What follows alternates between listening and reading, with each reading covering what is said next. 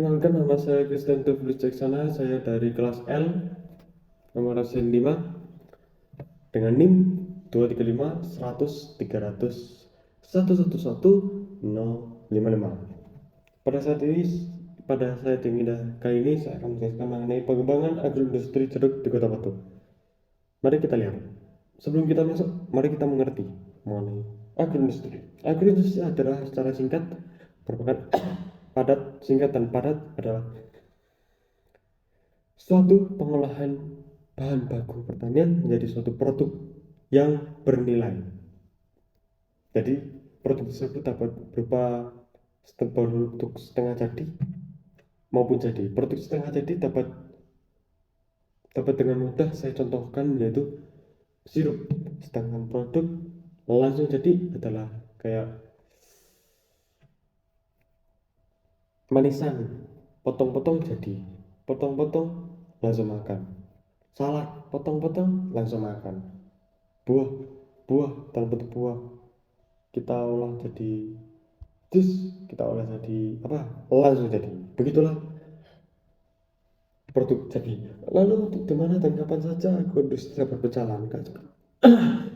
Agroindustri dapat berjalan dan kapan saja adalah pada saat seseorang membuat suatu sistem yang dalam sistem tersebut ada suatu pengolahan menjadi dari bahan baku menjadi suatu produk.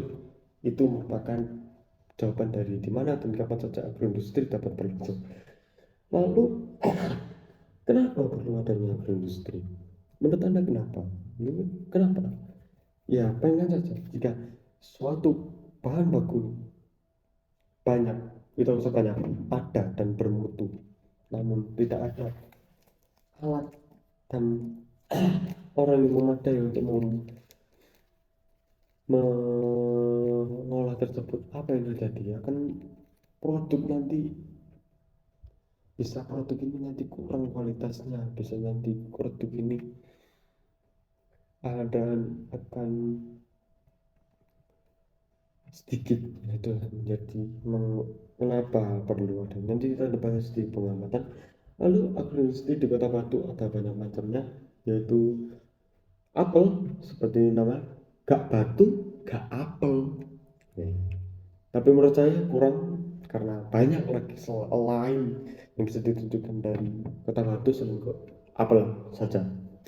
Sebenarnya ini ya jeruk, mungkin saya bahas kentang ada di Kecamatan Jorojo, dan kalau apel ini rata-rata di Kecamatan Bumiaji karena perkebunan plus udaranya dingin, diperlukan udara dingin untuk pengolahan apel.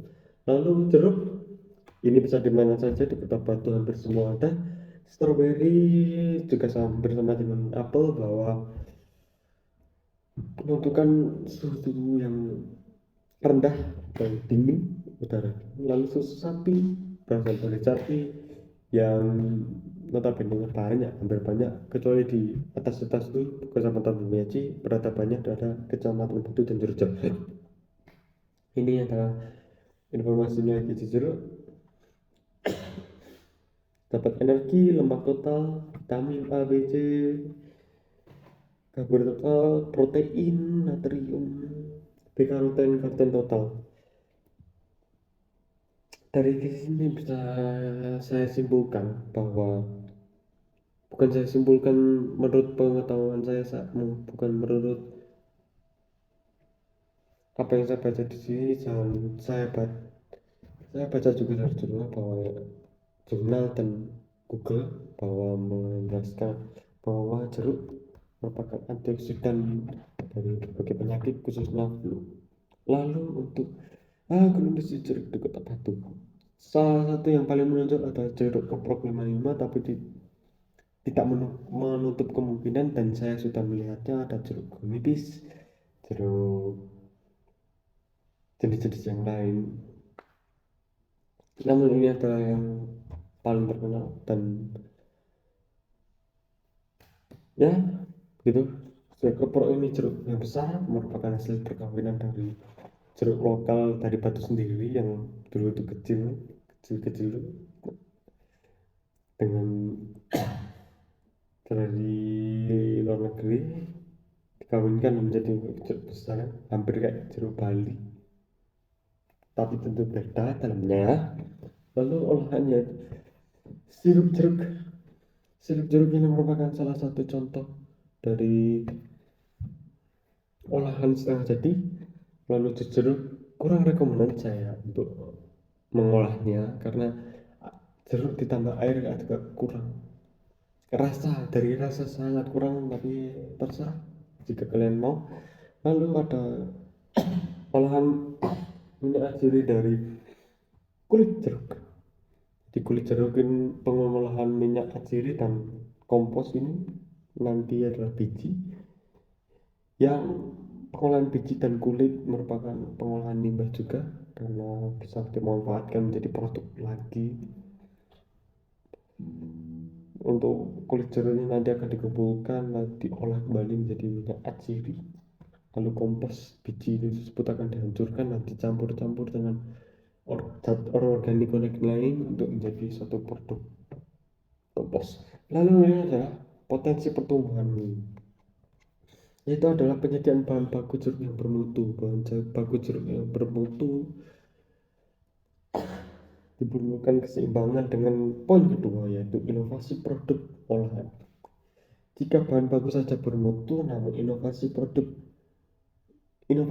olahan kurang, maka tidak ada kesejajaran dalam dua hal tersebut, karena dua hal tersebut adalah hal-hal yang saling berjalan beriringan,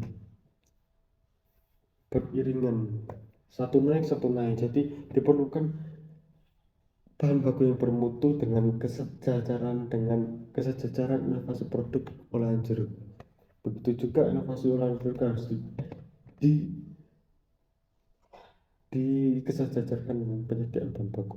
Lalu kesejajaran dengan perkembangan teknologi pertanian juga perlu, karena suatu sistem tentunya untuk mengolah bahan baku yang bermutu harus memiliki alat yang bermutu plus plus. Potensi hambatan pengembangan agroindustri Kota Batu adalah iklim yang tak menentu. Kita sering merasakan bahwa kadang terjadi musim kemarau di musim dingin, langsung musim penghujan kita merasakan musim kemarau. Kan aneh kan? Ya sudah, bukan aneh karena sudah waktunya. Lalu ada biaya produksi yang semakin tinggi, mungkin jika diambil dari Bumi Haji itu memang kadang macet dari Kecamatan Batunya. Nah itu karena menambah waktu, tenaga, uang, itulah yang menjadikan produksi tinggi. Lalu ada ketersediaan alat yang memadai. Ini kurangnya untuk proses pengolahan dan pengemasan, jadi perlu alat-alat yang memadai untuk proses mempercepat pada pengolahan dan pengemasan.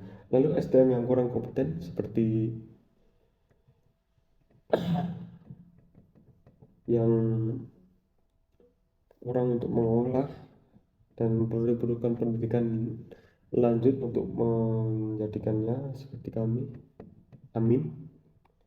Untuk dapat mengerti mengenai apa ini, bagaimana mengolah ini ya, dari belajar di agroindustri.